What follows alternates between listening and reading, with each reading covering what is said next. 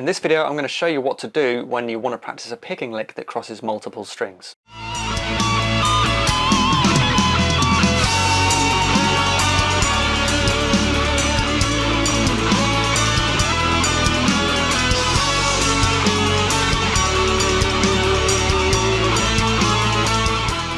So we're continuing on with string crossing, and one thing I do want to say as well is that the picking motions when you cross strings are going to be bigger than when you're just picking on one string.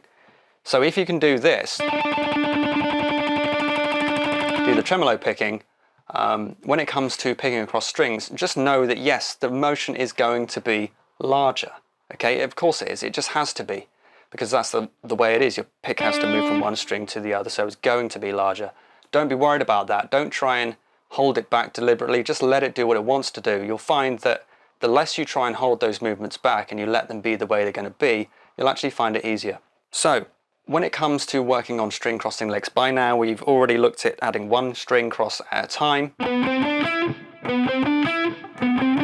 we've also looked at adding legato to make it a bit easier to practice these licks.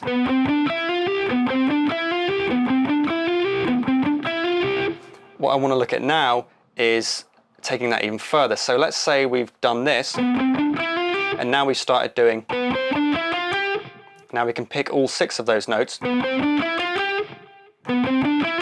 you don't have to go back and loop them all the time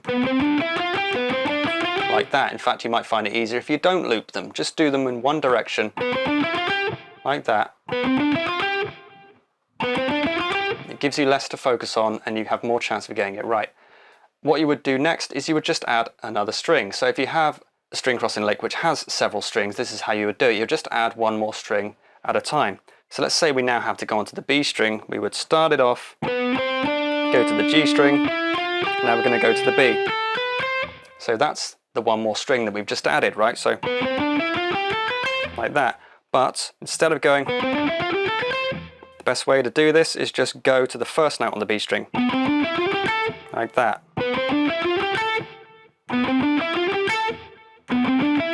That way you're not giving yourself too much to think about. It's the same kind of thing as this. You're just picking the string cross, nothing else. That way you're really giving yourself every chance you can to get it right. Like that. And from there, when you get more comfortable at that, you can add the extra notes.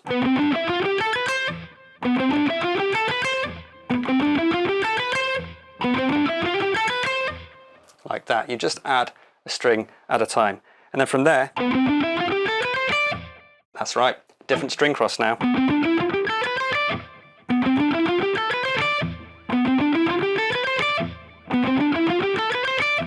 Okay, so instead of just trying to play the whole thing in one go, you're just breaking it up, one string cross at a time, and then as you get better, you add more notes, and then you add the next string cross, and so on.